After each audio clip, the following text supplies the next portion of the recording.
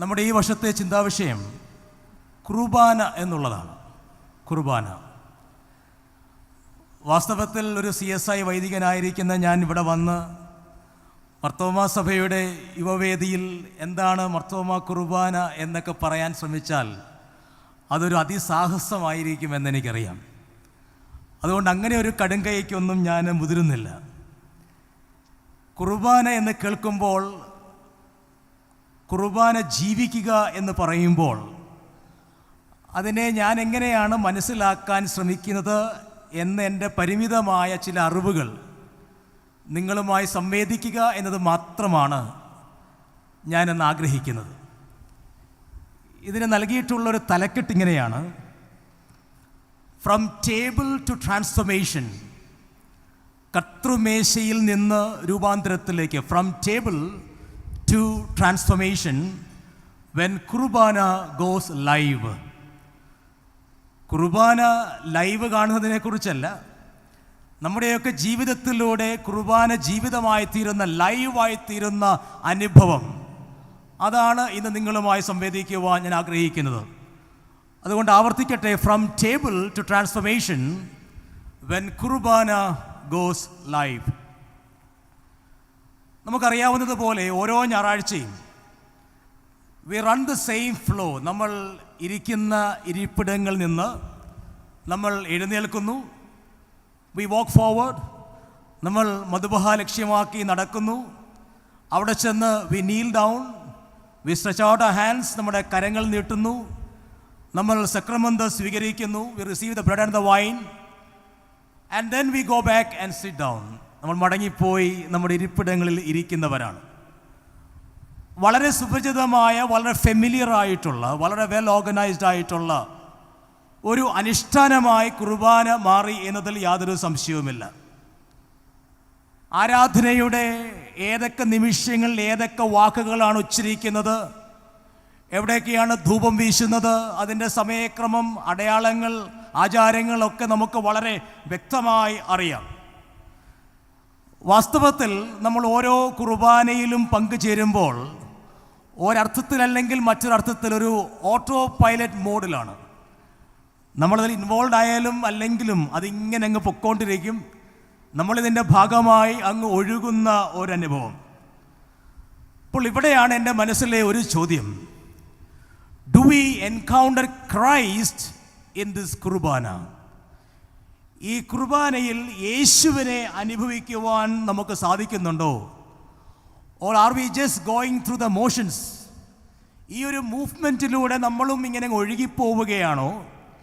യഥാർത്ഥത്തിൽ യേശുവിനെ അനുഭവിക്കുവാൻ നമുക്ക് സാധിക്കുന്നുണ്ടോ? രണ്ടാം ലോക മഹായുദ്ധകാലത്ത് സംഭവിച്ച ഒരു കഥയിലേക്ക് നിങ്ങളുടെ ശ്രദ്ധയെ ഞാൻ ക്ഷണിക്കാം. ക്രിസ്തുവിൽ വിശ്വസിച്ചു എന്നതിൻ്റെ പേരിൽ അനേകർ റഷ്യയിൽ ജയിലിൽ അടയ്ക്കപ്പെടുകയാണ്. അതിൽ ഒരു ലൂതറൻ പാസ്റ്ററുണ്ട്. അദ്ദേഹത്തിൻ്റെ പേര് ആഡം ഖുറോത്തി എന്നാണ്. ആഡം ഖുറോത്തിയും ആഡം ഖുറോത്തിയുടെ സഭയുടെ വിശ്വാസികളുമൊക്കെ ജയിലിൽ അടയ്ക്കപ്പെട്ടു. അതിലൊരു വിശ്വാസിയുടെ പേരാണ് കജാഡ. ഒരു ദിവസം ഈ കജാഡയെ കാണുവാൻ കജാഡയുടെ ബന്ധുമിത്രാദികൾ വന്നു. അവൻ്റെ കയ്യിലേക്ക് കുറച്ച് ആപ്പിളും കുറച്ച് ബ്രെഡും നൽകി. നമ്മളായിരുന്നെങ്കിൽ വിശന്ന് പൊരിഞ്ഞിരിക്കുന്ന നമ്മുടെ കരങ്ങളിലേക്ക് ഈ ആപ്പിളും ബ്രെഡുമൊക്കെ ലഭിച്ചാൽ നമ്മൾ ഉടനെ അത് ഭക്ഷിക്കും, സംശയമില്ല. പക്ഷേ ഈ കജാഡയും കജാഡയുടെ കൂടെയുള്ള വിശ്വാസ സമൂഹവും പറഞ്ഞു: എത്ര നാളുകളായി നമ്മൾ കുർബാന അനുഷ്ഠിച്ചിട്ട്, നമുക്ക് ഇതിനകത്ത് കുർബാന അനുഷ്ഠിച്ചാലോ? ഒന്നുമില്ലെങ്കിലും ഇവിടെ ഒരു അച്ഛനുണ്ടല്ലോ, ആഡം ഖുറോത്തി എന്ന വൈദികനുണ്ടല്ലോ, അദ്ദേഹത്തോട് പോയി റിക്വസ്റ്റ് ചെയ്യാം ഈ കുർബാന ആചരിക്കുവാൻ നമ്മളെ സഹായിക്കാൻ വേണ്ടി. അവർ പോയി ആഡം ഖുറോത്തിയോട് പറഞ്ഞു: അച്ഛാ, എത്ര നാളായി കുർബാന ആചരിച്ചിട്ട്, നമുക്കൊരു കുർബാന ആചരിച്ചാലോ? ഈ അച്ഛൻ ചോദിച്ചു: നിങ്ങൾക്ക് തലയ്ക്ക് സോക്കേട് വല്ലതും ഉണ്ടോ? എടാ, ഈ വിശ്വാസത്തിൻ്റെ പേരിലാണ് ഇവിടെ പിടിച്ചടച്ചിരിക്കുന്നത്. ഇനി ഇതിനകത്ത് കുർബാന അനുഷ്ഠിച്ചിട്ട് വേണം ഉള്ള തല കൂടെ പോകാൻ. അവർ പറഞ്ഞു: പറ്റത്തില്ല, ദേ ആ മൂലയ്ക്ക് നമുക്ക് ഒതുക്കത്തിൽ കുർബാന അനുഷ്ഠിക്കാം. ഞങ്ങൾ ആ ആപ്പിളൊക്കെ നീരാക്കി മാറ്റിക്കഴിഞ്ഞു. ഞങ്ങൾ ആ റൊട്ടിയൊക്കെ ക്രംസാക്കി മാറ്റിക്കഴിഞ്ഞു. ലെറ്റ് us do it അച്ഛൻ, നമുക്ക് ചെയ്യാം. അങ്ങനെ ഇവർ നിർബന്ധത്തിന് വഴങ്ങി ആഡം ഖുറോത്തി ആ കുർബാന അനുഷ്ഠിച്ചു. രണ്ടാം ലോക മഹായുദ്ധമൊക്കെ കഴിഞ്ഞു. ഇവരൊക്കെ വിമോചിതരായതിനു ശേഷം ഈ വൈദികൻ എഴുതിയ കുറിപ്പിൽ നിന്നാണ് ഈ സംഭവം ലോകം അറിയുന്നത്. ആ കുറിപ്പ് അവസാനിക്കുന്നത് ഇങ്ങനെയാണ്. അച്ഛൻ എഴുതുകയാണ്, "The altar was but a dirty plank." അൾത്താര എന്ന് പറയുന്നത് വളരെ വൃത്തിഹീനമായ ഒരു പലക കഷ്ണം മാത്രമായിരുന്നു. The priest and the believers were in dirty torn rags of clothes. അച്ഛനും വിശ്വാസ സമൂഹവും കീറിപ്പറഞ്ഞ പഴകിയ വൃത്തിഹീനമായ തുണി ധരിച്ചിരിക്കുകയായിരുന്നു. Yet we could experience Christ. എന്നിട്ടും ഞങ്ങൾക്ക് യേശുവിനെ അനുഭവിക്കുവാൻ സാധിച്ചു. ഇന്ന് നമുക്ക് വലിയ മണിസൗധങ്ങളുണ്ട്, ദേവാലയങ്ങളുണ്ട്, AC-യുള്ള അൾത്താരകളും ദേവാലയങ്ങളുമുണ്ട്, ചാരിയിരുന്ന് ആശ്വസിക്കുവാൻ പറ്റിയ ബെഞ്ചുകളുണ്ട്, മുട്ടുമുടക്കുവാൻ റെയിലിങ്സ് ഉണ്ട്, കുഷ്യൻസ് ഉണ്ട്, ഇതെല്ലാം അവൈലബിൾ ആണ്. But the question today is, do we experience Qurbana? Do we experience Christ in Qurbana? യേശുവിനെ ഈ കുർബാനയിൽ അനുഭവിക്കുവാൻ സാധിക്കുന്നുണ്ടോ? ഇതൊരു വലിയ ചോദ്യമാണ്. ഈ ചിലരൊക്കെ നമ്മളൊക്കെ ചോദിക്കാറുണ്ട്, എന്നായിരുന്നു ബാപ്റ്റിസം? അപ്പോൾ നമ്മൾ ബാപ്റ്റിസം സർട്ടിഫിക്കറ്റ് അന്വേഷിച്ച് പോകും. എന്നിട്ട് നമ്മൾ ചിലപ്പോൾ ഉത്തരം പറയും, ഐ വാസ് ബാപ്റ്റൈസ്ഡ് ഇന്ന വർഷം, ഇന്ന മാസം, ഇന്ന തീയതിയിലാണ് എൻ്റെ ബാപ്റ്റിസം എന്നൊക്കെ പറയാറുണ്ട്. പക്ഷേ അതൊരു വലിയ ക്വസ്റ്റ്യൻ ആണോ എന്നതാണ് എൻ്റെ ചോദ്യം. Is that a real question today? When were you baptised, when was you baptised, when were you baptised എന്നൊക്കെയുള്ള ചോദ്യങ്ങൾ, അത് സിംഗറിലാണെങ്കിലും പ്ലൂറലിലാണെങ്കിലും അതിനൊക്കെ എന്ത് പ്രസക്തിയാണുള്ളത്? ഞാൻ പറയും, ഐ വാസ് ബാപ്റ്റൈസ്ഡ് എന്നതിനേക്കാൾ ഇമ്പോർട്ടൻ്റ് അല്ലേ ഐ ആം ബാപ്റ്റൈസ്ഡ് എന്നുള്ളത്? ഞാൻ ഏതെങ്കിലും ഒരു വർഷത്തിൻ്റെ, ഏതെങ്കിലും ഒരു മാസത്തിൻ്റെ, ഏതെങ്കിലും ഒരു ദിവസം ബാപ്റ്റൈസ്ഡ് ആയി എന്നുള്ളതാണോ, അതോ ഇന്നും ആ ബാപ്റ്റിസത്തിൻ്റെ അനുഭവത്തിൽ നിലനിൽക്കുവാൻ സാധിക്കുന്നുണ്ടോ? അത് ഏത് സ്നാനമായിക്കൊള്ളട്ടെ, പക്ഷേ ഞാൻ ഏറ്റെടുത്ത ആ സ്നാനത്തിൻ്റെ അനുഭവത്തിൽ, ബപ്തിസ്മയുടെ അനുഭവത്തിൽ, യേശുക്രിസ്തുവിൽ മരിച്ച് ഉയർത്തെഴുന്നേറ്റ് ജീവിക്കുന്ന അനുഭവത്തിൽ നിലനിൽക്കുവാൻ സാധിക്കുന്നില്ലെങ്കിൽ, what is the meaning of Mamodisa? What is the meaning of Qurbana? അതുകൊണ്ടാണ് ഇന്ന് ആദ്യം തന്നെ അങ്ങനെ ഒരു ചോദ്യം ചോദിക്കുന്നത്. നമ്മളൊരിക്കലും ഈ മാമോദിസായെയും കുർബാനയും ഒക്കെ ഏതോ പാസ്റ്റ് എക്സ്പീരിയൻസിൽ ലോക്ക് ചെയ്തിടേണ്ടത് അല്ല എന്നത് വ്യക്തമായി ഓർപ്പിക്കട്ടെ. കുർബാന is not something to be attended, but Qurbana is something that should happen within us.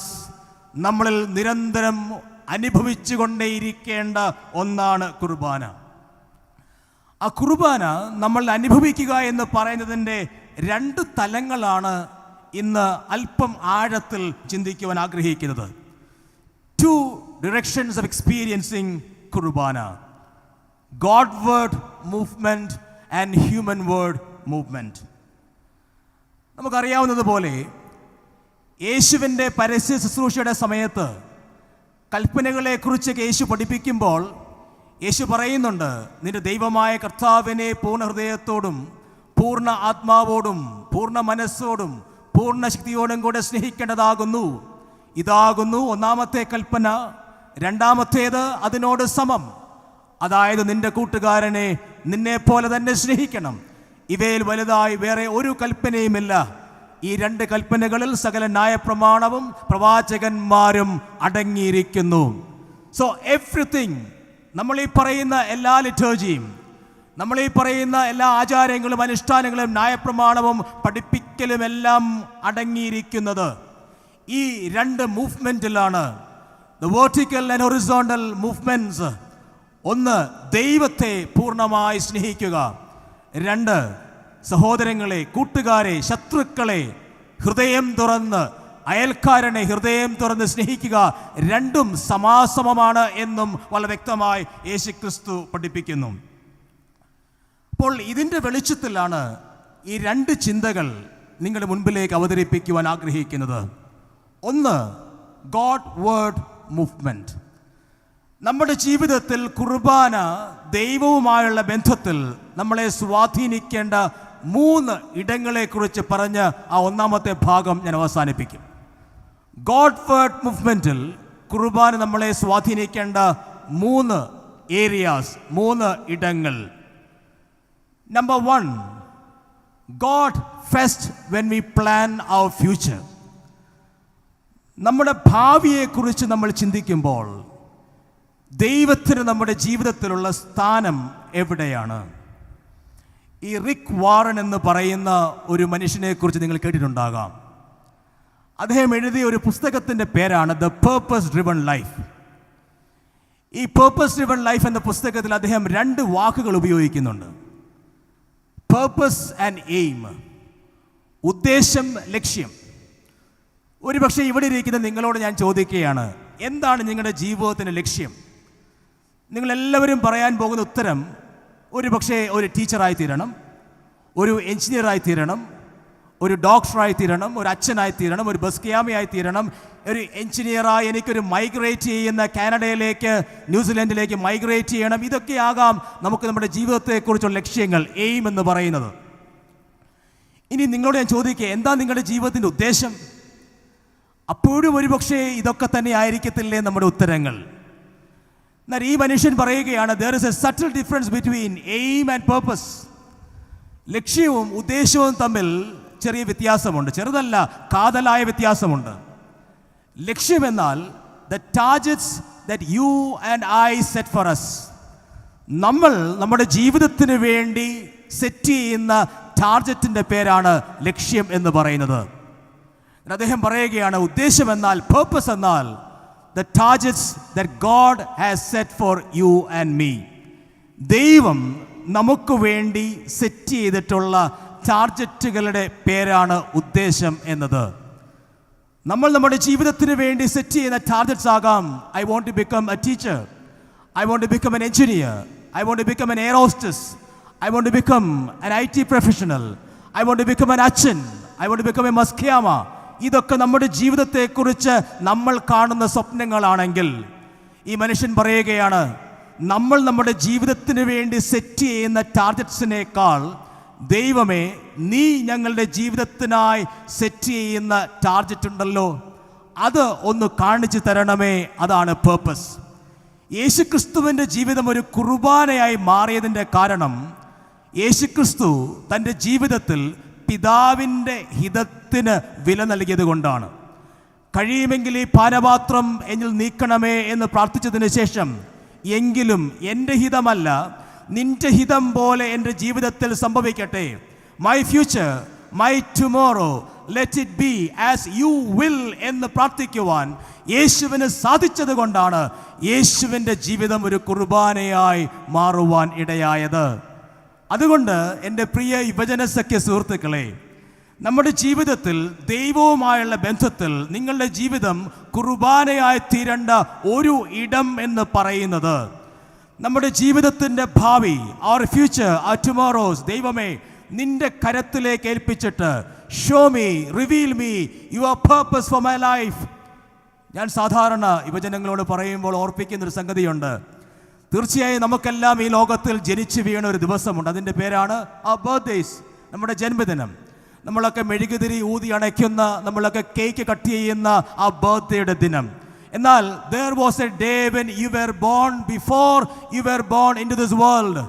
ഈ ലോകത്തിൽ നിങ്ങളും ഞാനും പിറന്നു വീണതിന് മുൻപേ ഞാനും നിങ്ങളും പിറന്നു വീണ ഒരു ദിനമുണ്ടായിരുന്നു. The day on which you and I were born into the dreams of God. ദൈവത്തിൻ്റെ സ്വപ്നത്തിൽ പിറന്നു വീണ ഒരു ദിവസമുണ്ടായിരുന്നു. പ്രിയപ്പെട്ട സുഹൃത്തുക്കളെ, ഇരമ്യ പ്രവാചകന്റെ ഭാഷയിൽ പറഞ്ഞാൽ, അമ്മയുടെ ഗർഭപാത്രത്തിൽ ഉരുവാകുന്നതിന് മുൻപേ നിങ്ങളെക്കുറിച്ച് സ്വപ്നം കണ്ടവനായൊരു ദൈവം. അപ്പോസ്തലനായ പൗലോസിന്റെ ഭാഷയിൽ പറഞ്ഞാൽ, ലോകസ്ഥാപനത്തിന് മുൻപേ, before the foundation of this world was laid, a God who dreamed about you and me. നിങ്ങളെക്കുറിച്ച്, എന്നെക്കുറിച്ച് സ്വപ്നം കണ്ടവനായ ദൈവം. നമ്മളാരും ചില്ലറക്കാരല്ല. ഈ അഖിലാണ്ടത്തെ മുഴുവൻ സൃഷ്ടിച്ചവനാ ദൈവം. നമ്മളെക്കുറിച്ച് സ്വപ്നം കണ്ടവനായ ഒരു ദൈവമുണ്ടെങ്കിൽ, നമ്മൾ കുർബാനകളായി മാറണമെങ്കിൽ, നമ്മുടെ ഭാവി ജീവിതത്തിൽ കുർബാന അനുഭവിക്കണമെങ്കിൽ, ഇന്ന് രാത്രിയിൽ നിങ്ങൾ കിടക്കയുടെ അരികിൽ മുട്ടുമടക്കുമ്പോൾ പ്രാർത്ഥിക്കേണ്ട പ്രാർത്ഥന എന്തായിരിക്കണമെന്നറിയാമോ? അപ്പാ, എനിക്കൊത്തിരി സ്വപ്നങ്ങളുണ്ട്. അപ്പാ, എനിക്കൊരു എഞ്ചിനീയർ ആകണം. അപ്പാ, എനിക്കൊരു ടീച്ചറാകണം. അപ്പാ, എനിക്ക് അയർലൻഡിലേക്ക് മൈഗ്രേറ്റ് ചെയ്യണം. എനിക്കൊരു നേഴ്സ് ആകണം. അപ്പനോടല്ലാതെ വേറെ ആരോട് ഞാനിതൊക്കെ പറയാൻ എൻ്റെ അപ്പാ?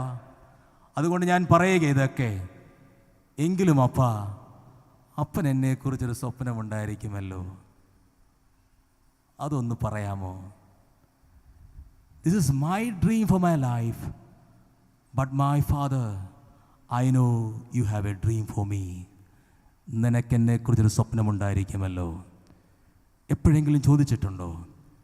ഇല്ലെങ്കിൽ ഇന്ന് രാത്രിയിൽ നിങ്ങൾ കുർബാനയായി തീരുന്നൊരു നിമിഷമായി മാറണം. കിടക്കയുടെ അരികിൽ മുട്ടുകളെ മടക്കി, പിതാവേ, നിനക്കൊരു ഹിതമുണ്ടല്ലോ, എൻ്റെ ഭാവിയിൽ ആ കുർബാനയുടെ ശക്തി അനുഭവിച്ചുകൊണ്ട് ദൈവമേ, തിരുഹിതം തിരിച്ചറിഞ്ഞ് നിന്റെ ഹിതം മാത്രം ജീവിതത്തിൽ ഭവിക്കുവാൻ ഇടയാകണമേ. Number 1, when you plan your future. രണ്ടാമത്തെ ഏരിയ, ഗോഡ് വേർഡ് മൂവ്മെൻറ്റിൽ രണ്ടാമത്തെ area, in your everyday decisions. ഭാവിയെക്കുറിച്ചുള്ള തീരുമാനത്തിൽ മാത്രമല്ല. When it is about making a decision about money, wealth, your integrity, നിങ്ങളുടെ ബന്ധങ്ങൾ, നിങ്ങളുടെ റിലേഷൻഷിപ്സ്, നിങ്ങളുടെ ഓൺലൈൻ ലൈഫ്, എന്തിനെക്കുറിച്ചോ ആയിക്കൊള്ളട്ടെ, ദൈനംദിന റൊട്ടീൻ ലൈഫിൽ നിങ്ങളുടെ ജീവിതത്തിൽ ഒരു തീരുമാനമെടുക്കേണ്ടി വരുമ്പോൾ അവിടെ ദൈവത്തിന് പ്രയോറിറ്റി നൽകുന്ന, ദൈവഹിതത്തിന് പ്രയോറിറ്റി നൽകുന്ന, പിതാവേ, നിന്റെ ഹിതം മാത്രം നടക്കണമേ എന്ന് പറയുന്ന ഒരു കുർബാനയായി തീരുവാൻ നമുക്ക് സാധിക്കുമോ? ഞാൻ എപ്പോഴും ഓർക്കുന്ന വേദപുസ്തകത്തിലെ 4 സുഹൃത്തുക്കളുണ്ട്. എന്നെ വളരെ ഇൻസ്പയർ ചെയ്ത 4 സുഹൃത്തുക്കളാണ്. നിങ്ങളെയും ഇൻസ്പയർ ചെയ്തിട്ടുണ്ട് എന്ന് തന്നെയാണ് എൻ്റെ വിശ്വാസം. ദാനിയേൽ, മീശായേൽ, ഹനന്യാവ്, അസറിയാവ്.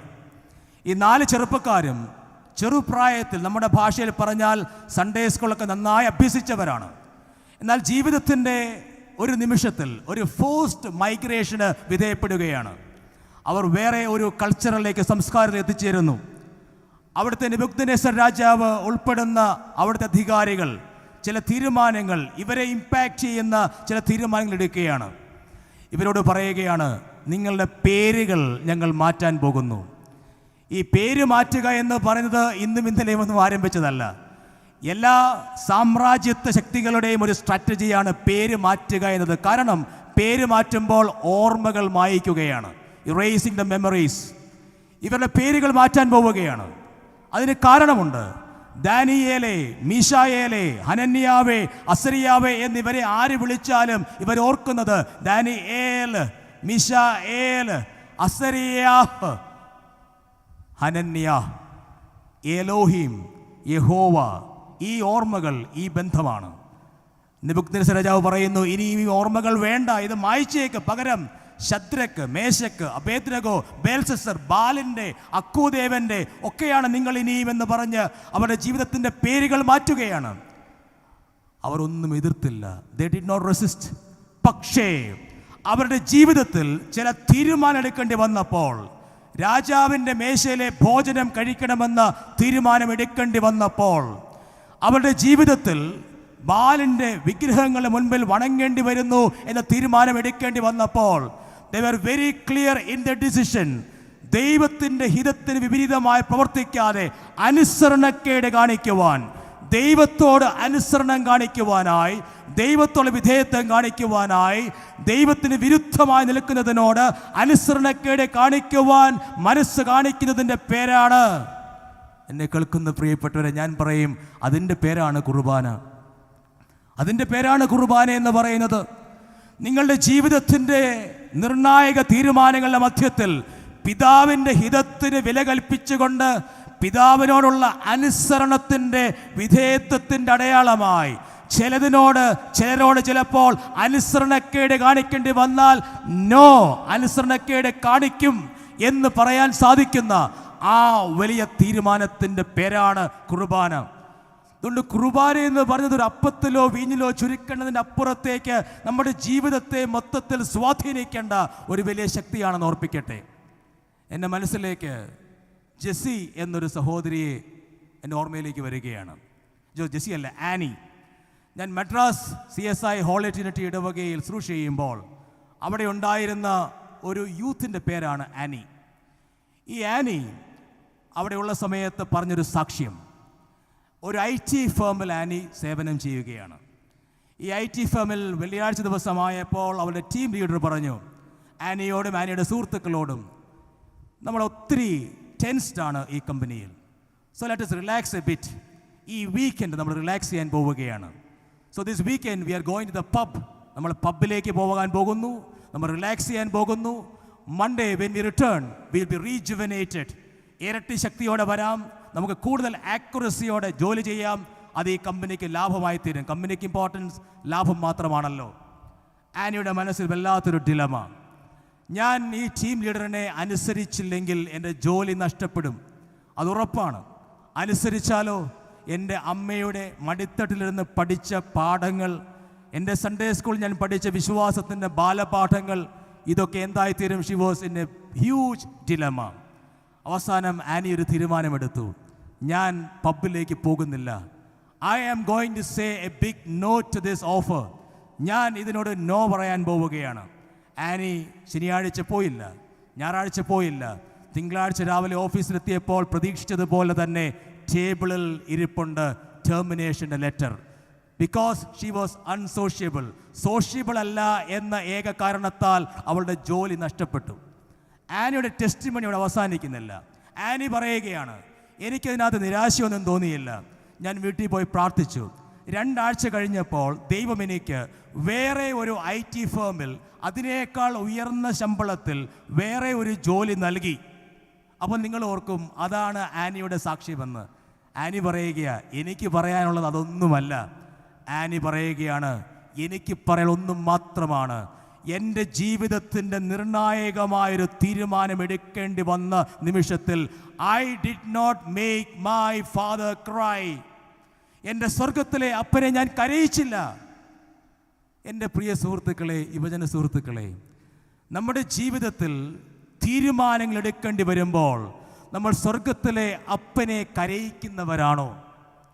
ക്രൂശിൽ എനിക്കും നിങ്ങൾക്കും വേണ്ടി യാഗമായി തീർന്ന, നമ്മെ നെഞ്ചോട് ചേർത്ത് പിടിക്കുന്ന അപ്പനെ കരയിക്കുന്നവരാണോ ഞാനും നിങ്ങളും? അതേത് തീരുമാനമായിക്കൊള്ളട്ടെ.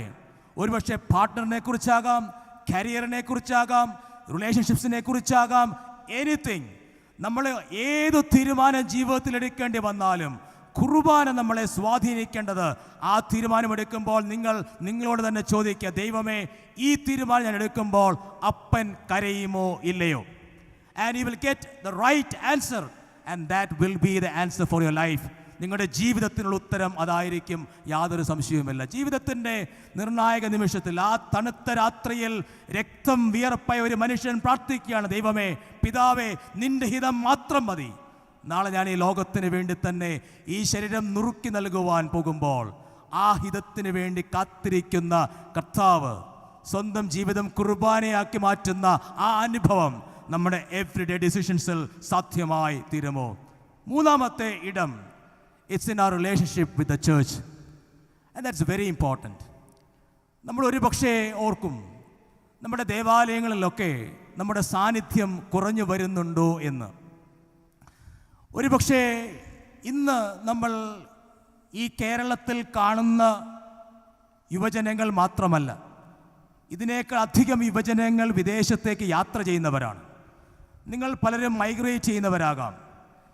ഈ മൈഗ്രേഷൻ്റെ സമയത്ത് നമ്മൾ വിദേശത്തേക്ക് ചെന്ന് കഴിയുമ്പോൾ നമുക്കൊരു പക്ഷേ നമ്മുടെ മനസ്സിലേക്ക് ചില ചിന്തകളൊക്കെ വന്നേക്കാം. ദേവാലയം ദൂരെയാണ്, ദേവാലയത്തിൽ എങ്ങനെ പോകുവാൻ സാധിക്കും? ഈ വീക്കെൻഡിൽ എനിക്ക് ജോലി ചെയ്തെങ്കിൽ മാത്രമല്ലേ എനിക്ക് ഏർണിങ്സ് ലഭിക്കുകയുള്ളൂ? ഇതെല്ലാം ഒരാവശ്യമല്ലേ എന്ന് ഓർക്കുമ്പോൾ എൻ്റെ മനസ്സിലേക്ക് വരുന്നൊരു ഉദാഹരണം പറഞ്ഞ് ഞാൻ ആ ഭാഗം അവസാനിപ്പിക്കുകയാണ്. നെടുങ്ങാടപ്പള്ളിയിലുള്ള ഒരു മകൾ, അവളുടെ പേര് ജോയ്സ് എന്നാണ്. അവൾ +2 കഴിഞ്ഞ് ഡബ്ലിനിലേക്ക് വന്നു. ഡബിൾ വന്ന ജോയ്സ്, ഞങ്ങളുടെ പള്ളിയുള്ളത് ഇങ്ങ് ഡബ്ലിനിലാണെങ്കിൽ അവൾ പഠിക്കുകയും താമസിക്കുകയും ചെയ്തത് മൈലുകൾക്കപ്പുറത്തുള്ള ഡ്രൊഗേഡ എന്ന് പറയുന്ന വേറെ ഒരു സ്ഥലത്താണ്. ശനിയാഴ്ചകളിലാണ് ദേവാലയം ആരാധനയ്ക്ക് ലഭിക്കുന്നത്. ശനിയാഴ്ച ദേവാലയത്തിൽ ആരാധനയ്ക്ക് വരണം എന്നുള്ള ആഗ്രഹത്തിൽ ഈ ജോയ്സ് വെള്ളിയാഴ്ച വൈകിട്ട് ഡ്രോഗഡയിൽ നിന്ന് ബസ് കയറി സഞ്ചരിച്ച് ഡബ്ലിന് ഏകദേശം അടുത്തുള്ള, അതും അടുത്തല്ല, കുറച്ച് ദൂരെയാണ്, സ്വാട്സ് എന്ന് വരുന്ന സ്ഥലത്ത് തൻ്റെ അങ്കിളിനോടൊപ്പം താമസിക്കും. ഈ അങ്കിളൊക്കെ വേറെ ഒരു സഭയിൽ പോകുന്നതിനാൽ അവരോടൊപ്പം പോകാൻ ആഗ്രഹിക്കാതെ ഈ ജോയ്സ് ശനിയാഴ്ച രാവിലെ ആ സ്വാട്സിൽ നിന്ന് വീണ്ടും ബസ് എടുത്ത് ശനിയാഴ്ച രാവിലെ ദേവാലയത്തിൽ വന്ന് ദൈവസന്നിധിയിൽ കുർബാന പങ്കുചേർന്ന് അവിടുത്തെ ദേവാലയവുമായി ഇഴകിച്ചേർന്ന് അവൾ ജീവിക്കുമ്പോൾ ഞാൻ ഓർക്കും, വാസ്തവത്തിൽ ഈ യുവജനങ്ങൾ നമുക്ക് നൽകുന്ന മാതൃക എത്ര വലുതാണ്. ഞങ്ങളൊക്കെ ചിലപ്പോഴെങ്കിലും നിങ്ങൾ എഴുതി തള്ളാറുണ്ട്, നിങ്ങളുടെ ജീവിതത്തിൽ നിങ്ങൾക്ക് ദേവാലയവുമായി ബന്ധം കുറവാണെന്നും നിങ്ങൾക്ക് ദൈവവുമായി ബന്ധം കുറവാണെന്നും. പക്ഷെ അതൊന്നുമല്ല. നിങ്ങൾ വാസ്തവത്തിൽ ഈ ചെറുപ്രായം മുതൽ മർത്തോമാ സഭയിലെ സൺഡേ സ്കൂളിലൂടെ, യുവജന സഖ്യത്തിലൂടെ, ഗായക സംഘത്തിലൂടെയൊക്കെ പഠിച്ച് പരിശീലിച്ച വിശ്വാസം യഥാർത്ഥത്തിൽ നിങ്ങളുടെ രക്തത്തിലൂടെ അലിഞ്ഞു ചേർന്നിട്ടുള്ളതിൻ്റെ ഒരു ഉദാഹരണം മാത്രമാണ് ഞാനിപ്പോൾ വ്യക്തമാക്കിയത്. ഈ കുർബാന നമ്മുടെ ജീവിതത്തിലേക്ക് അലിഞ്ഞു ചേർന്നാലുണ്ടല്ലോ, ഇതൊരു ആചാരമായി അനുഷ്ഠാനമായി ഒതുങ്ങുകയില്ല. മറിച്ച് നമ്മുടെ ശ്വാസമായി അത് മാറിക്കഴിയുമ്പോൾ ആരാധനകൾ സജീവമായി നമുക്കിതില്ലാതെ ജീവിക്കാൻ പറ്റുകയില്ല. ഈ കുർബാന എന്ന് പറയുന്നത് നമ്മുടെ ജീവിതത്തിലേക്ക് ലയിച്ചു ചേരുന്ന ഒരു അനുഭവമായി മാറിയാൽ we cannot live without this Qurbana. ഞാൻ ഈ നേരത്തെ പറഞ്ഞ അപ്പത്തിൻ്റെയും വീഞ്ഞിൻ്റെയും ആചാരാനുഷ്ഠാനത്തിൻ്റെ കുർബാനയെക്കുറിച്ചല്ല, യേശുവാകുന്ന ആ വലിയ കുർബാനയുടെ അനുഭവം, ആ യേശുവിൻ്റെ സ്നേഹം നമ്മളിലൂടെ ഒലിച്ചിറങ്ങുമ്പോൾ, നമ്മളിലൂടെ അത് നിറഞ്ഞൊഴുകുമ്പോൾ നമുക്കിതില്ലാതെ ഒരു നിമിഷം നിൽക്കുവാൻ സാധ്യമല്ല. ആ ഒരു നിലവാരത്തിലേക്ക് ഉയരുവാൻ സാധിക്കുന്നതിൻ്റെ പേരാണ് കുർബാന എന്ന് പറയുന്നത്. അപ്പോൾ ഈ ഒരു അനുഭവത്തിൽ നമുക്ക് എവിടെയെങ്കിലും ഒരു പരാജയം സംഭവിച്ചെങ്കിൽ അവിടെ നമുക്ക് തിരിച്ചു വരുവാനുള്ള വലിയ അവസരമാണ് ഓരോ കുർബാനയിലും ലഭിക്കുന്ന കുമ്പസാരമെന്ന് പറയുന്നത്. ഞാൻ ഈ കുമ്പസാരത്തിൽ ചിലപ്പോൾ പങ്കുചേരാറുണ്ട്. ചിലപ്പോൾ മർത്തോമാ സഭയിലെ ഉൾപ്പെടെയുള്ള കുമ്പസാരങ്ങൾ പങ്കുചേരുമ്പോൾ എന്താണ് വാസ്തവത്തിൽ ഈ കുമ്പസാരം? എന്നെ സംബന്ധിച്ചിടത്തോളം ഞാൻ ഇതിനെ മനസ്സിലാക്കുന്നത്, it is truth spoken in the presence of love. ദൈവത്തിൻ്റെ സ്നേഹസന്നിധിയിൽ സത്യം വിളിച്ച് പറഞ്ഞതാണ് കുമ്പസാരം. ഞാൻ ആരാണ്? അതിൻ്റെ അപ്പുറത്തേക്ക് ഡെഫിനേഷൻ എനിക്ക് നൽകുവാൻ സാധ്യമല്ല.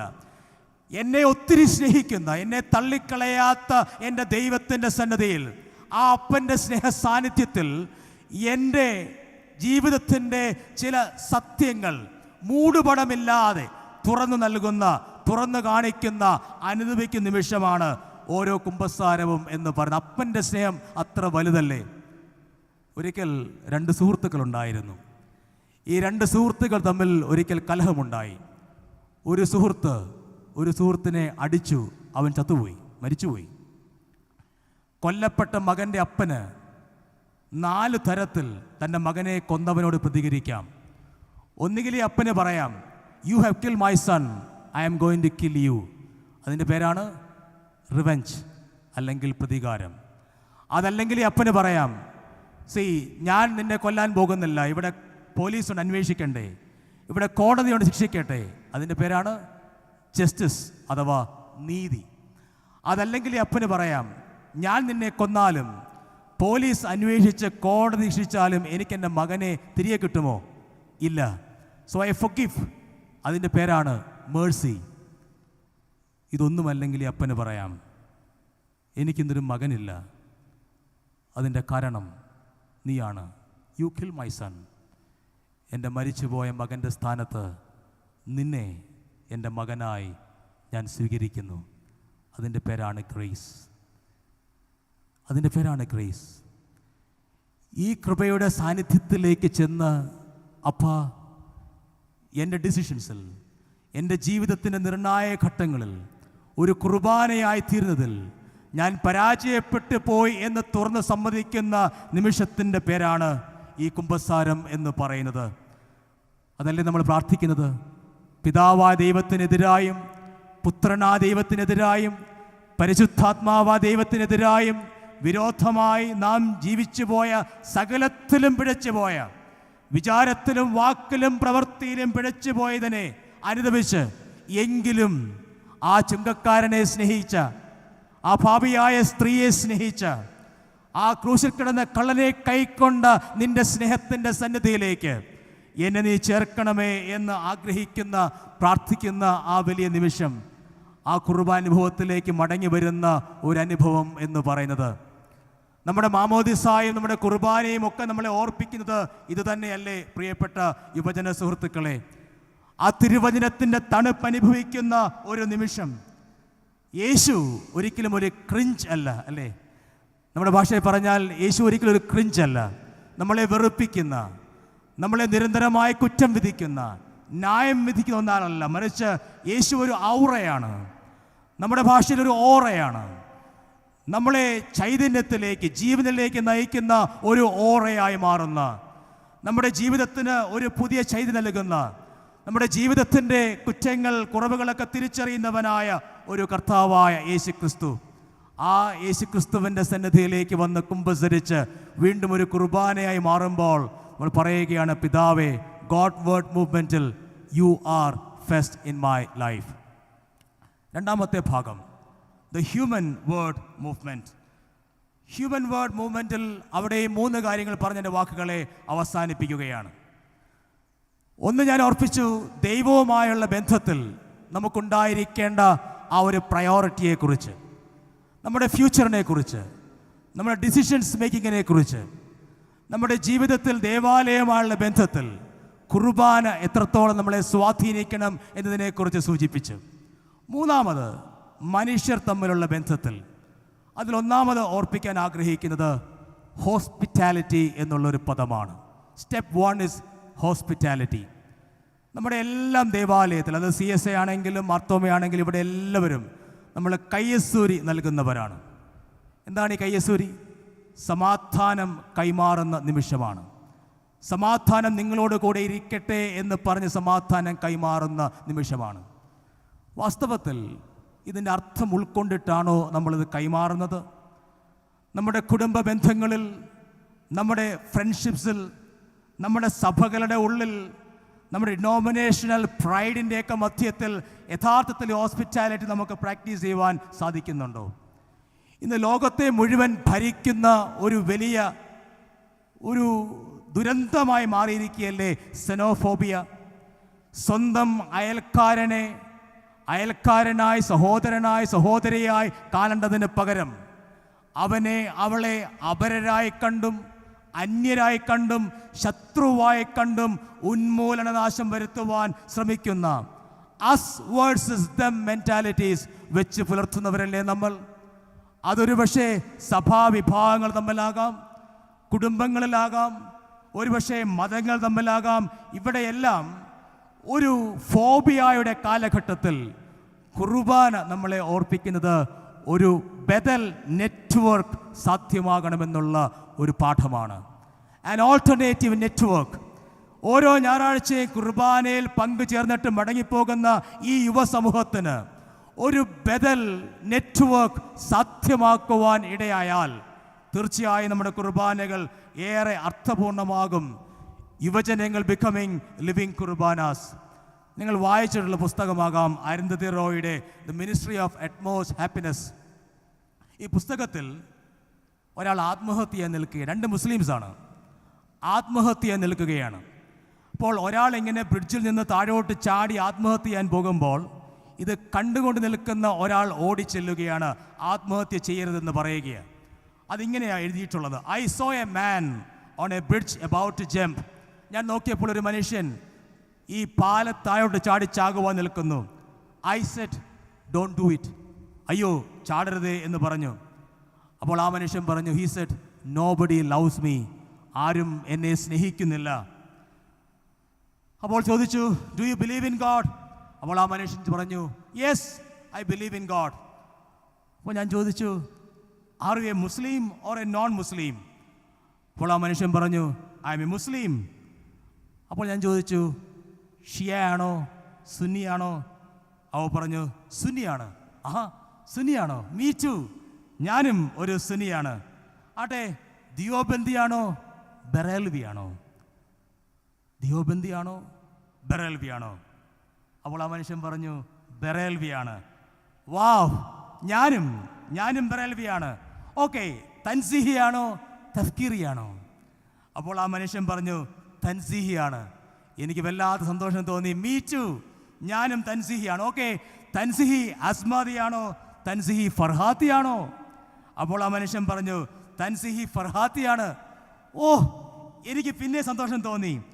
തൻസീഹി ഫർഹാത്തി ജമിയ ഉൽ ഉലൂം അശ്മറാണോ അതോ തൻസീഹി ഫർഹാത്തി ജമിയ ഉൽ നൂർ മേവത്ത് ആണോ? വീണ്ടും ചോദിച്ചു. അപ്പോൾ ഈ മനുഷ്യൻ പറഞ്ഞു, തൻസീഹി ഫർഹാത്തി ജമിയ ഉൽ നൂർ മേവത്ത്. ഇത് കേൾക്കേണ്ട താമസം. രക്ഷിക്കാൻ ചെന്ന ഞാൻ പറഞ്ഞു, ഡൈ കാഫീർ എന്ന് പറഞ്ഞ I pushed him in the waters. ഒത്തിരി അടുക്കുവാൻ സാധ്യത ഉണ്ടായിരുന്നിട്ടും അകലുവാനുള്ള ഒരു കാരണം അന്വേഷിച്ച് കണ്ടെത്തി. ഞാൻ രക്ഷിക്കുവാൻ ചെന്ന മനുഷ്യനെ പോലും തള്ളി ആ നദിയിലേക്കിട്ട് കൊന്നുകളയുന്നൊരു ലോകത്ത് കുർബാന നമ്മളോട് ആവശ്യപ്പെടുന്നത് എന്താണെന്ന് അറിയാമോ? To live together. നമ്മുടെ ആരാധനയിൽ നമ്മുടെ അച്ഛന്മാർ ഈ അപ്പമൊക്കെ എടുത്ത് നുറുക്കി നുറുക്കി നുറുക്കി പ്രാർത്ഥിക്കാറുണ്ട്. ഈ ആദിമ സഭകളുടെ പ്രാർത്ഥനകൾ പരിശോധിച്ചാൽ അവിടെ ഒരു പ്രാർത്ഥനയുണ്ട്. അങ്ങനെ നുറുക്കുന്ന സമയങ്ങളിലൊക്കെ ആ നുറുക്കുമ്പോൾ പറയുകയാണ്, ഇങ്ങനെ നുറുങ്ങിക്കിടക്കുന്ന ഈ കഷ്ണങ്ങൾ പോലെയാണ് ഈ ലോകത്തിൽ സഭകൾ. ഇതെല്ലാം ഒരു ശരീരത്തിൻ്റെ ഭാഗമായതുപോലെ നീ കൂട്ടിച്ചേർക്കണമേ. അപ്പോൾ ഈ നുറുക്കപ്പെട്ട അപ്പത്തിൻ്റെ കഷ്ണങ്ങൾ ഓർപ്പിക്കുന്നത് നുറുങ്ങിക്കിടക്കുന്ന അനുഭവങ്ങളാണെങ്കിൽ ഇതെല്ലാം ഒരേ അപ്പത്തിൻ്റെ അംശികളാകുന്നു. നമ്മളെല്ലാവരും, ഈ ലോകത്തുള്ള ഞാനെല്ലാവരും ഒരേ അപ്പത്തിൻ്റെ അംശികളാണെന്നുള്ള തിരിച്ചറിവില്ലാതെ എത്ര കുർബാന ഞാനും നിങ്ങളും ഏതൊക്കെ സഭകളിൽ ഏതൊക്കെ ഇടങ്ങളിൽ ആഘോഷിച്ചാലും അനുഷ്ഠിച്ചാലും ആചരിച്ചാലും അതെല്ലാം കപടതകളായി മാറുകയല്ലേ പ്രിയപ്പെട്ടവരെ? We cannot receive the bread of reconciliation and live with the logic of exclusion. ഇത് നമ്മുടെ ദേവാലയങ്ങളും നമ്മുടെ മതതത്വ സംഹിതകളുമൊക്കെ എക്സ്ക്ലൂഷൻ്റെ, ഒഴിവാക്കലിൻ്റെ ഇടങ്ങളായി മാറുമ്പോൾ നമ്മൾ തിരിച്ചറിയേണ്ട ഒരു വലിയ സത്യം, ഈ കുർബാനയുടെ ഈ ടേബിൾ ഇത് കർത്താവിൻ്റെ മേശയാണ്, വേറെ ആർക്കും അവകാശപ്പെട്ടതല്ല. കർത്താവിൻ്റെ മാത്രം മേശയായ ഈ മേശയുടെ ചുറ്റും, ഈ റൗണ്ട് ടേബിളിൻ്റെ ചുറ്റും ഞാനും നിങ്ങൾ നിൽക്കുമ്പോൾ there is no hierarchy, there is no exclusion. നമ്മളെല്ലാവരും ക്രിസ്തുവിൽ ഒന്നാണ്.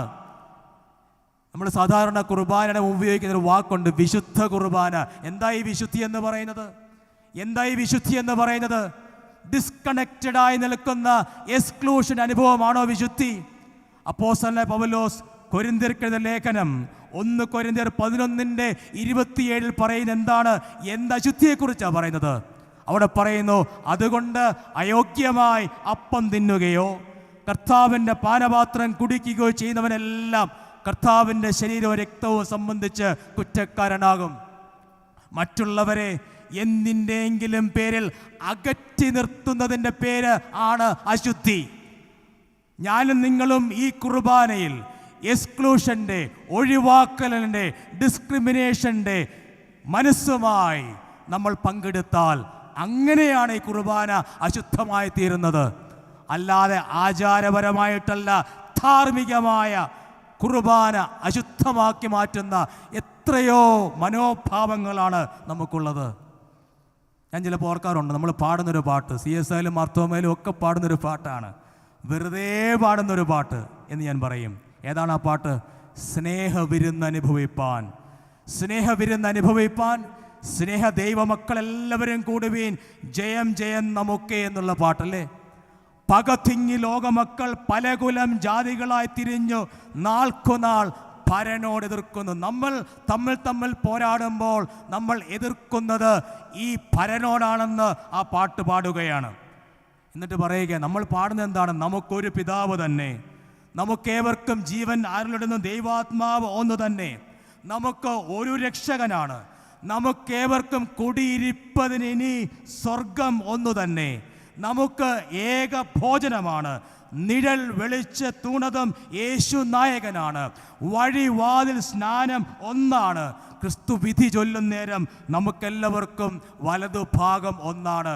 എന്നിട്ട് നമ്മൾ ജീവിക്കുന്നതോ, നമ്മൾ പാടുന്നു സ്നേഹക്കുറി തൊട്ടിടണം, പക്ഷെ തൊടുന്നതോ പക പേയുടെ കുറിയാം. വാസ്തവമല്ലേ?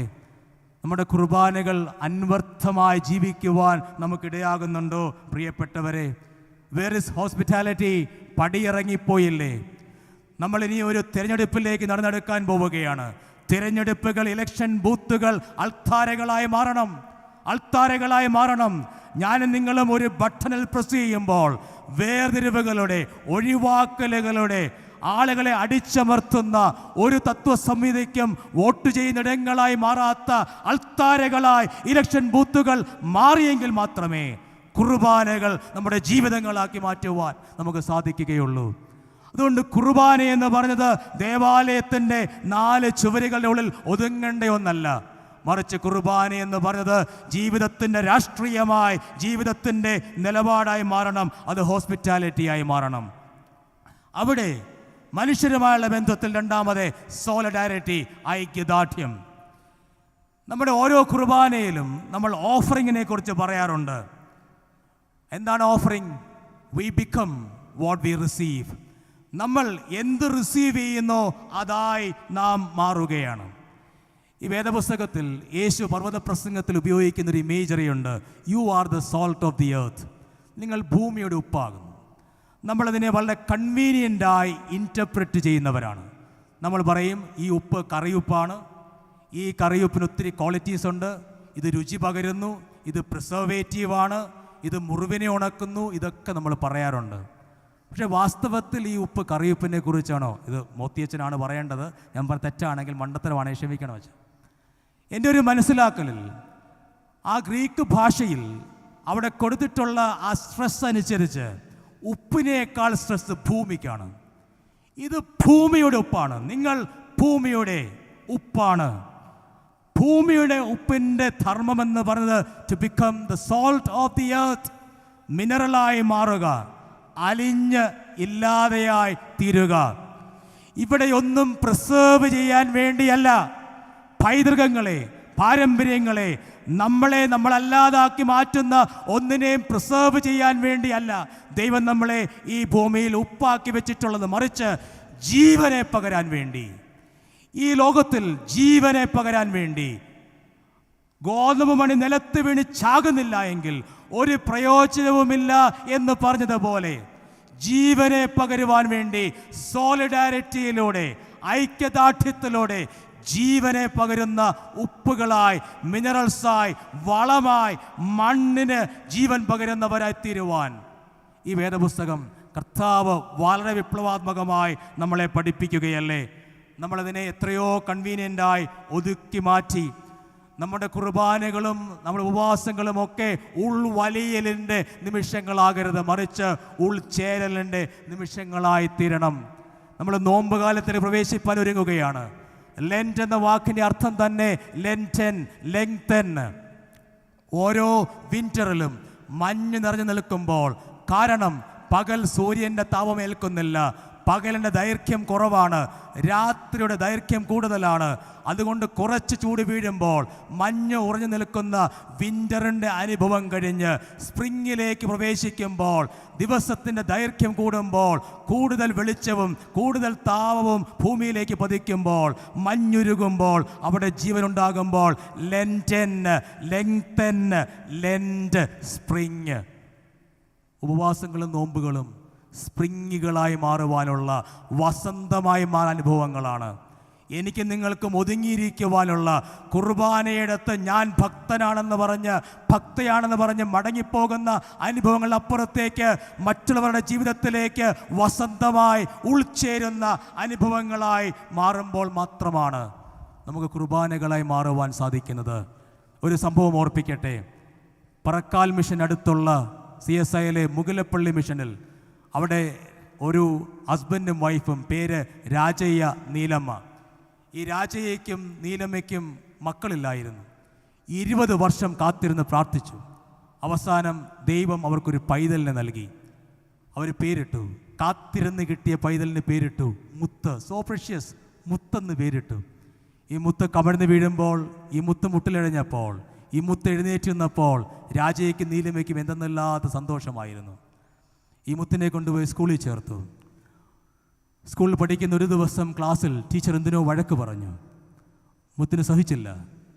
മുത്ത് തിരിച്ച് വീട്ടിലേക്ക് വരുന്ന വഴി കസ്റ്റേർഡ് ആപ്പിളിൻ്റെ ഓർച്ചർഡിൽ, ആത്തക്കയുടെ ഓർച്ചർഡിൽ കുറച്ച് സമയം ചെലവഴിക്കാൻ തീരുമാനിച്ചു. മനസ്സ് ആകെ കലുഷിതമാണ്. പെട്ടെന്ന് മുത്തിൻ്റെ കാലിൽ എന്തോ കൊണ്ടു. മുത്ത് നോക്കിയപ്പോൾ ഒരു മൂർഖൻ പാമ്പ് ഇഴഞ്ഞു പോവുകയാണ്.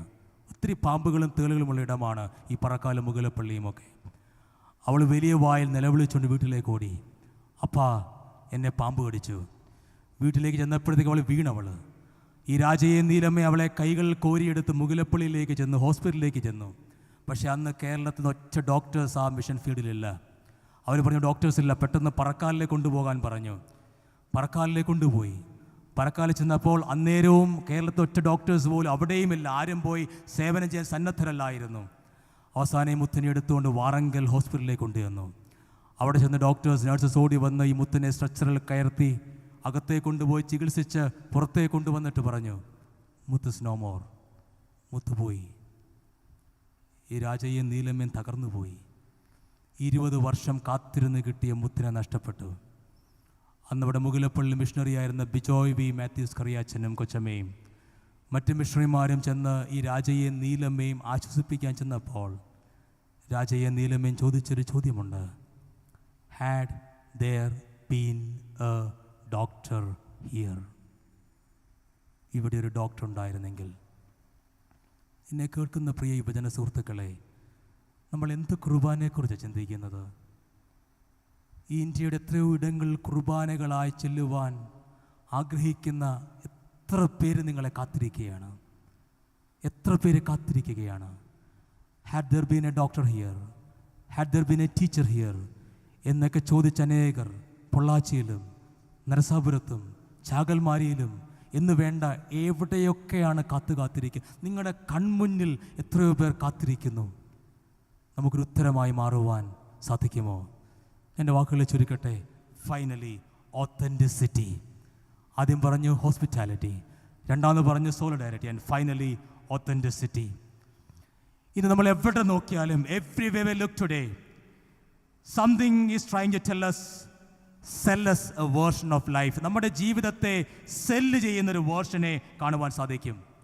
ഒരു ബ്രാൻഡായി, ഒരു ട്രെൻഡായി, ഒരു ലൈഫ് സ്റ്റൈലായി നിങ്ങളെ തന്നെ സെല്ല് ചെയ്യാൻ ശ്രമിക്കുന്ന, നിങ്ങളോട് പറയുകയാണ് വെയർ ദിസ്, നിങ്ങൾ എന്ത് ധരിക്കുന്നോ അതാണ് നിങ്ങൾ. Wear this, you belong to this. On this, നിങ്ങൾ ഈ ബൈക്ക് ഓൺ ചെയ്താൽ, നിങ്ങൾ ഈ മൊബൈൽ ഓൺ ചെയ്താൽ യു മാറ്റർ എന്ന് പറയുന്ന ലോകത്തിലാണ് നമ്മൾ ജീവിക്കുന്നത്. നമ്മൾ ഇൻസ്റ്റയിലും ഫേസ്ബുക്കിലും post this you are seen, നിങ്ങൾ ഇത് പോസ്റ്റ് ചെയ്താൽ നിങ്ങൾ വിസിബിൾ ആണ്. എന്നാൽ ഈ ട്രെൻഡുകളൊക്കെ വളരെ വേഗത്തിലാണ് മാറുന്നത്. ഞാൻ ഈ ഇൻസ്റ്റയും ഫേസ്ബുക്ക് ഉപയോഗിക്കുമ്പോൾ പെട്ടെന്ന് കാണാറുണ്ട്. കുറച്ച് നാൾ മുമ്പ് എന്തായിരുന്നു, ഡാമിയോങ്കർ അല്ല, എന്താണല്ലോ ഡാമിയോങ്കർ, ഓങ്കർ, അതായിരുന്നു കുറച്ച് നാൾ മുമ്പ് വരെ.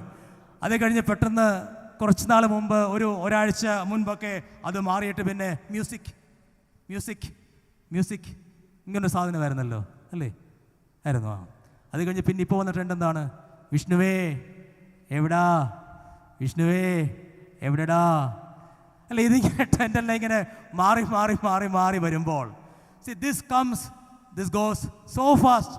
എന്ത് വേഗത്തിലാണ് ഇതെല്ലാം പോകുന്നത്. എന്നാൽ ഇതെല്ലാം ഇങ്ങനെ ട്രെൻഡുകൾ, ബ്രാൻഡുകൾ വന്ന് മറിഞ്ഞ് മാഞ്ഞു പോകുന്നൊരു ലോകത്ത്, now place your world next to the Eucharist. നിങ്ങൾ ഈ കുർബാനയുടെ ആ വശത്തിലേക്ക് നിങ്ങളൊന്ന് വെച്ച് തിങ്ക് അബൌട്ട് ഇറ്റ്. കുർബാനയിൽ നിങ്ങൾ പങ്കെടുക്കാൻ വരുമ്പോൾ you do not come to shop. നിങ്ങൾ ഈ അൾത്താരരികിലേക്ക് വരുന്നത് ഷോപ്പ് ചെയ്യാൻ വേണ്ടിയാണോ? ടു ഷോപ്പ് യൂക്രിസ്റ്റ് അല്ല. നിങ്ങളുടെ മുൻപിൽ മെനു ഉണ്ടോ?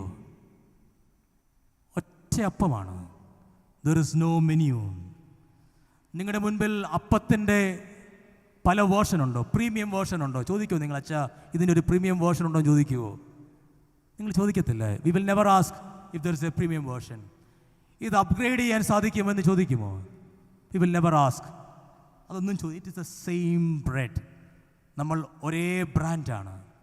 കഴിഞ്ഞ 2000 വർഷങ്ങൾ അത് same brand, the same trend, the same cup every single time.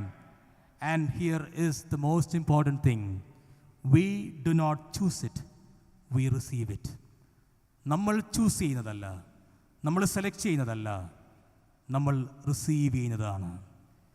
ഈ ലോകത്തിൻ്റെ വളരെ കൺസ്യൂമറിസ്റ്റിക്കായ സംസ്കാരം നമ്മളോട് പറയുകയാണ്, ഐ വോണ്ട് മോർ. നമ്മൾ ചൂസ് ചെയ്ത് ഐ വോണ്ട് മോർ എന്ന് പറയുമ്പോൾ കുർബാന നമ്മളെ പഠിപ്പിക്കുന്നത് ദിസ് ഈസ് ഇനഫ്, ഇത് മതി എന്ന് പറയുന്നതാണ്. ഈ ലോകത്തിൻ്റെ ബ്രാൻഡുകൾ, ബൈക്കായാലും മൊബൈലായാലും ലാപ്ടോപ്പ് ആയാലും ഡ്രസ്സാണെങ്കിലും എന്ത് ബ്രാൻഡാണെങ്കിലും, ഈ ബ്രാൻഡ് നമ്മളോട് പറയും you are what you on. നിങ്ങൾ എന്ത് ഓൺ ചെയ്യുന്നോ അതാണ് നിങ്ങൾ. എന്നാൽ യൂക്രിസ്റ്റ് പറയുകയാണ് you are loved before you on anything. നിങ്ങൾ എന്ത് ഓൺ ചെയ്യുന്നതിന് മുൻപേ നിങ്ങളെ ഒത്തിരി സ്നേഹിക്കുന്നവനായ ഒരു കർത്താവുണ്ട്. When you come to the table, nobody asks you what phone you use. നിങ്ങൾ ഈ ടേബിളിലേക്ക് വരുമ്പോൾ നിങ്ങളൊരു അച്ഛനും ചോദിക്കുന്നില്ല നിങ്ങൾ ഏത് മൊബൈലാണ് ഉപയോഗിക്കുന്നതെന്ന്, നിങ്ങൾ ഏത് ഷൂസാണ് ധരിക്കുന്നതെന്ന് നിങ്ങളൊരു വൈദികനും ചോദിക്കുന്നില്ല. നിങ്ങളുടെ ഇൻസ്റ്റയിൽ നിങ്ങൾ എത്ര ഫോളോവേഴ്സ് ഉണ്ട് എന്ന് ആരും ചോദിക്കുന്നില്ല. Rich or poor, popular or invisible, നിങ്ങൾ ആരോ ആയിക്കൊള്ളട്ടെ, നമ്മളെല്ലാവരും വി സ്ട്രെച്ച് അവർ എംപ്റ്റി ഹാൻഡ്സ്. അതൊരു റെസിസ്റ്റൻസിൻ്റെ മൂവ്മെൻ്റ് ആണ്. ഈ ലോകത്തിൻ്റെ വളരെ കൺസ്യൂമറിസ്റ്റിക് ആയിട്ടുള്ള സംസ്കാരം നമ്മുടെ മുൻപിലേക്ക് വെക്കുന്ന ഓപ്ഷൻസിൻ്റെ മുൻപിൽ, ആർത്തിയുടെ സംസ്കാരത്തിന് മുൻപിൽ ഇനഫ് എന്ന് പറഞ്ഞ് സ്വീകരിക്കുന്നതിലൂടെ രൂപാന്തരം അനുഭവിക്കുന്ന ഒരു സംസ്കാരത്തിൻ്റെ പേരാണ് കുർബാന എന്ന് പറയുന്നത്.